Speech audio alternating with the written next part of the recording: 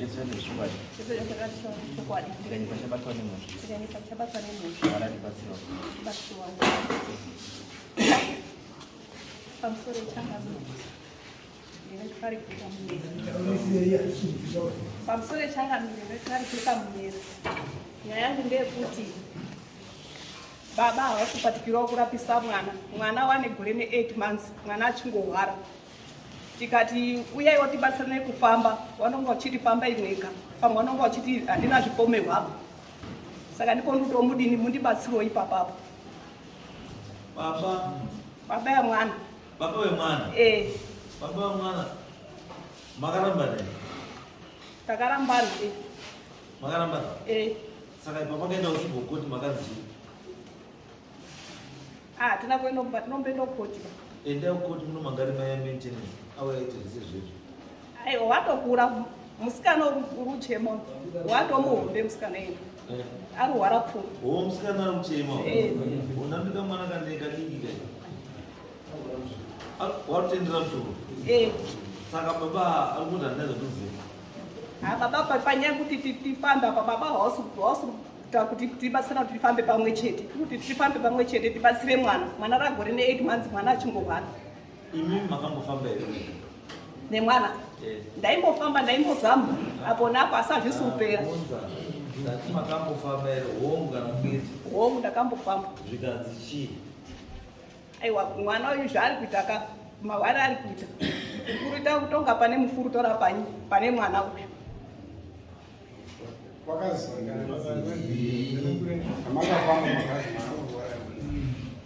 Mwana uyu zvaari kuti uri kutaura ega zvaari kutaura kuti aini ndakadini ndakaurawa. Ari ndakaurawa. Ndini ani ndakaurawa ndiani? Basi kuti kwazi nichazora pane wedzinza rekwamanhanga ndiye zvakutaura. Anjenda sei? Panichatora pane wedzinza rekwamanhanga ndipo ndichataura munhu wakadini munhu wakandiuraya. Saka murusha here wedzinza rekwamanhanga? Takambozama tikataurawo natete wanatete ukati ende mumachechi kusvika baba wacho mwana akazofonera kana kuti tikazofonera nababa mukuru wacho wakati kwasi idini iwonini endai futi kumachechi ende munamatai. Saka kunamata kwacho hazvisi kupera. Mureva manhanga zviri? Pana baba. Sumukai baba. Sumukai kubatsira mwana rwara. In the first place, zvakaenda kwavari akaiswa nei?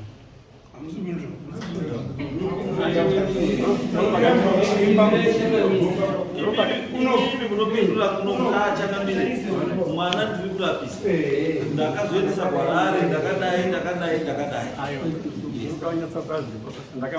Vakanditoa kuti mwana uri kurwara ari kuharare ndikabvisa mari ini yekunotora mwana kuharare. Tabvako tikatora muprofiti unobva kwahondo ndikabhadhariswa mbudzi 2 ne$80 zvichibva zvazi zvadini zvapera mufana chirwara hazvimozouya nemuprofiti iyeyo. Saka ndikushava kuti apa tasobatsana vanendopapo then ndoda kuti nditaure nawo mukoma wake kuti munyina wake asababa kwatoti tisataura nehanzvadzi yangu baba mukoma wake toti asara ari baba wachei. Last week but 1 ndakatoita zvokumanikidzwa kuti munin'ina yakamusikana iyo kari kupenga kakadaurorwa asi ndakati hana unoromba kwenyu ndongomira sababa asi zvese ngazviendi paumera noti kwamanhanga roma wake akapuwa saka zvobaba zvacho zvikapuwa hanzvadzi yake iyo. Saka communication yacho imi mairamba zviro zvazvenyu sei? handa kumuroro. Aiwa hamuna kurorwa ndinotimura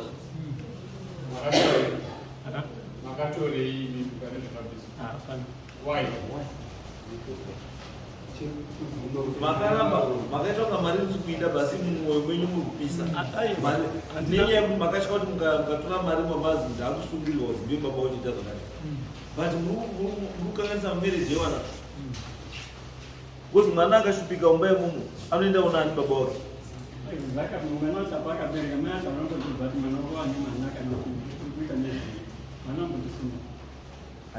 saka mwana hamusutoziva kuti mwana ndewenyu.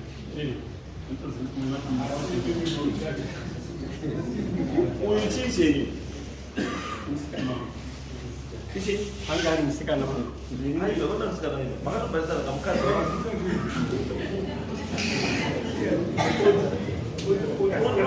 unoti musikana munhu asati abara zvachemberedzira apa dzidzi ndikasumukaira vasikana vanosumukaira. Saka uyu chii uri kuitira usikana pekuti haunomurore asi wakamumitisa wana 2. Saka iwo ungoti chako kunakirwa badzi kumitisa usingadi kuroora wamitisa uri uzochii kuroora ndasikatoti mukadzi wangu asipeba saka pane mukadzi wako kuti angarumunyenga angarunyengwa ndiani angarubariswa nemukadzi wako. Saka why should your wife know? Angarubvisa bhugwa ndiani angandiwe. Saka mukadzi wako aifanira kuziva kuti ndazida kubvisa bhugwa. Why should your wife decide for you? Iwe ndokuita zvinhu zvako. Uyu mukadzi wako wakaita wana 2 andika umutaura wegandi asi chausina kuita manje kuroora kuti zvinhu zvauda kuita zviite official kuti wa mukadzi wako asi uyu haana kuzviita hake zvokuti apesiwe izvozvo andi akangoramba akanyarara asi muchikomekera iyo uchiziva kuti mwana ndi wako. Dai anga ari dhokta mwana iyi unodai kuisiwa iko kesheri aiwa sati aiwa nokuti arupenga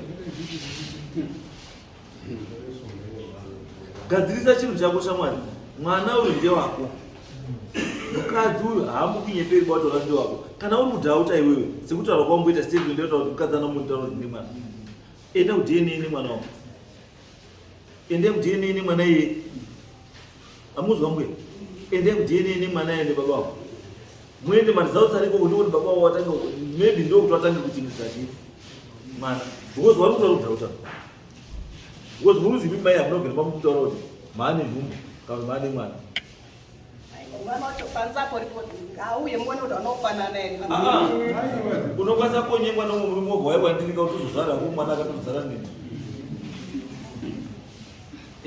mwana anotodza baba warugara naye everyday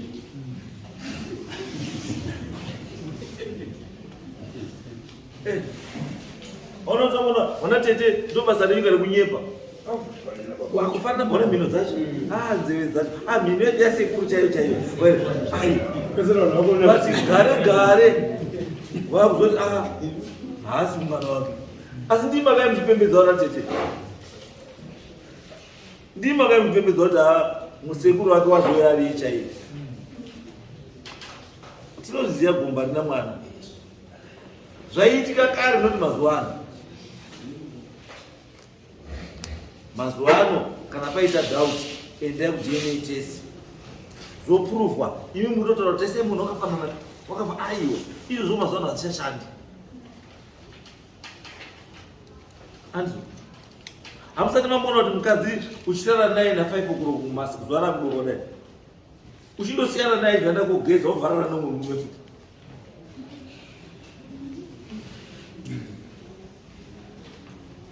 iwewe nenyaya yekuti wakaita wakadhakwa kana simba rako ranga riri shoma wanorara naye na8 gweja robva raenda mberi mberi robva ramitisa munhu saka asi ungowizi mwanake wako unozviramba sei iwewe gweja noita make sure kuti panozi panotengwa chingwa ndiwo unotenga chingwa panozi ada kuenda kuchechi ndiwo unoperekedza kuchechi panozi ada kuenda kutaundi ndiwo unoendesa kutaundi pese ndiwo unoendeka uinaye everyday asi chimunhu chiri kuchaya munhu chie chakagara chiri kuona ayo miri anoti mzvee saka zvokuswera naye sinoti gara ndiye kuti mwana ndewako wangani warume wari kugara mudzimani wakadzi wakadzi wakanda wari kuchema kuti vana baba wavo kuita ka1 pawiki ka1 pa2 weeks asi hawambotauri pakumira pamusoro pegomo kuti ati wakomana kwangu kuno nzara yapinda hakuna kutojairira zviripo izvozvo kutojairira zviri chii zvapo ngezvokuti ka1 pawiki kana ka1 pamwedzi kwakutoadjasta hapana munhu ungazomboti wakatanga kuti aine 20 years kusvika ane 85 years achikuita zvakafanana hakuna zvakadaro ivi nyama mukapedza miti kusura miti yese miruma nyama pane painopedzisira kushanda miruma nyama hairambi ichishanda miruma nyama pane painogumirawo Mwari uchitanga ipakutonga saka zvokuti azi wakafanana mhino yake nababa aiva endai ku-DNA test muprove kuti mwana uyu ngewake because we are in them adults. Madau akandiri grade 7. Akase Ndakaita mwana ndiri grade 7 kai. Saka same tuna start from grade 7 vamweni vako vangazi. Mosa aiori. Mosa aiori. Mamine makore mangazi. Ku-8 years ndatsanda kutrisa but ndatito kuma 13 14 koko. Saka same tuna musungisa. Ndingorode kare zviya. Aiwa, asi nhasi makuiudza kase mosa. Ndizvo here baba. Makaita zai. Makore acho handinyatsokwaziva but kutoita ndezvekuti taidanana asanda kumurepa. Aiwa baba.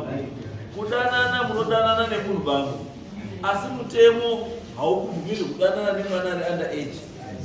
Kudhara uko mutemo wangoti ukadanana naye as long as paid consent it's okay. Ukadanana naye asvika 16 years ukadai it's okay. But izvo zvizwa kuti kudanana kutatana asati asvika 18 years imhosva.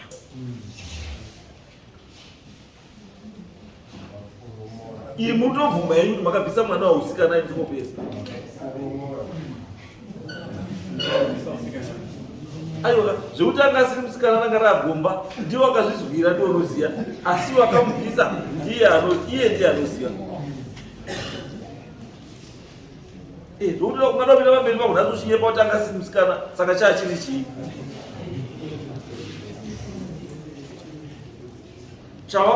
Chawakanyanya kuhwanya kuchiwa ipapa kuchipa gomba iroro ranga ragomba 18 years ranga raita muchererwe igomba racho 18 years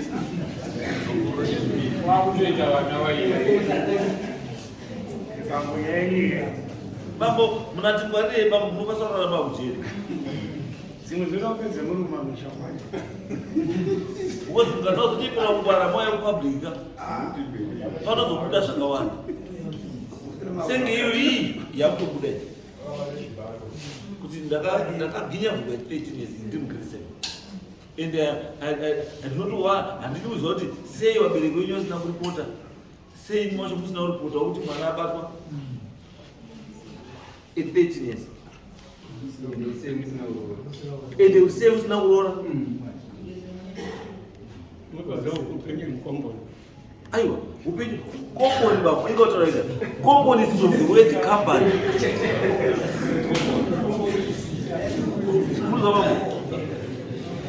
Komboni is from the word company. Dzimba dze-compound.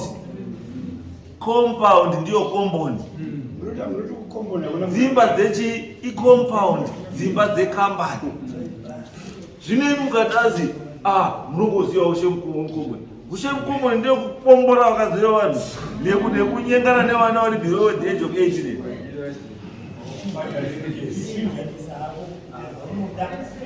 Alright, mari munongoziva upenyu mukomboni wakadini upenyu mukomboni. Upenyu hwemukomboni wakadini.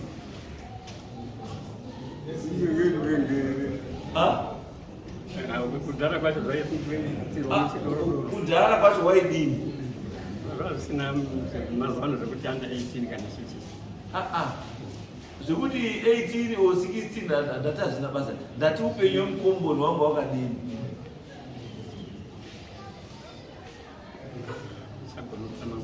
Achagurusa rakwa iwadawada mukomboni iwadawada.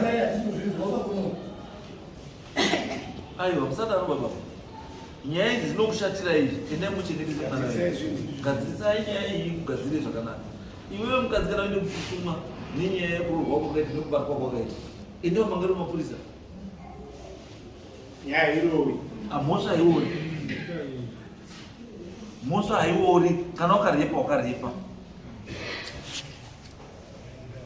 zvekuti iri inika mutemo iwo hakuna time iyoka hakuna waimboti 13 roora mwana kwakusina kana iwe wega hausiririswi iri kuroti mangu ichikubuda nemasiriri ukaitana udayo kuda masiriri saka waizwa ndurana nemukadzi waizwa ndurana nemukadzi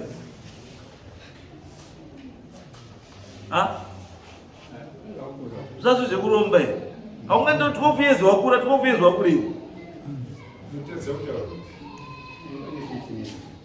unozva 12 years pamwe bvudzi remuhapwa chairo neremumakumbo angasatana bvudzi chairo remuhapwa angasatana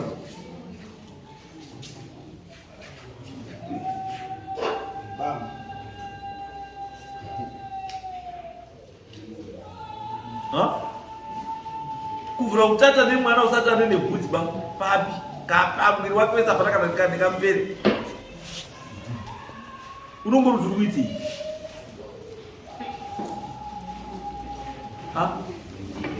kokutsamira kuvhura kutsamira aiwa musadarowa pamwe kadzisai nyaya iwe musikana iro take this case further inoripote nyaya because hauna kuroorwa haachatochengeta vanacho he took advantage of your age chauri kuti kufira urufirei chauri kufira uri kuti kufirei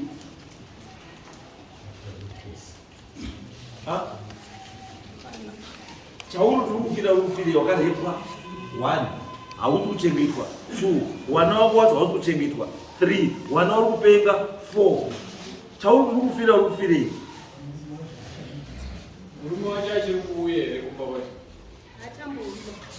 saka munosuei achaya kuti newapera ungati utanga uchaya uri pa12 years kusvika izvi zvakuma 50 years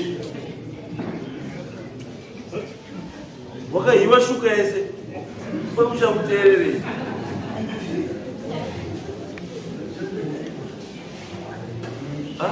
endawagadzise nyaya endawagadzise nyaya uyu munhu must pay for his sins.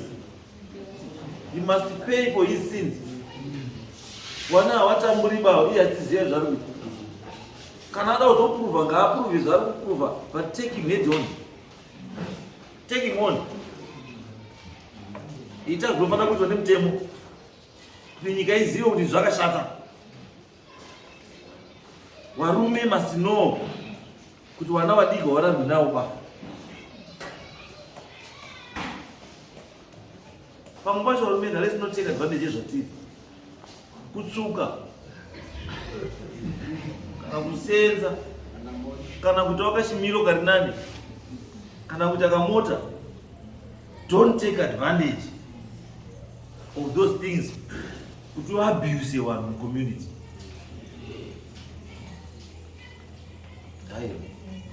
Just imagine ari mwana wako iwo kuti mwana watanga kusafa at the age of 12 and she's now 52 but ari kusafa kubva ku age of 12 because of baba munhu ari kugara mumba kwake achichengeta mwana wake achinakirwa noupenyu. It's wrong. It's wrong. Ende mbiya kwandataura munoite zvandataura asi ende futi kudhiene nemurume muprove kuti baba uyu ndemuvheshini kumwana asi wega kuprova kana usaprova nyaya iripo ndekuti defect yekuti autombobvuma it means kuti wakatombodhibha mudhibhi. Mhosva iri pekuti mudhibhi wakatombodini wakadhibha zvekuti zvawazodhibha wabviswa magupa here kana kuti asarira hazvina basa asi nyaya iri pekuti wadhibha wajambira mudhibhi yatsika yamwa. Tite sababu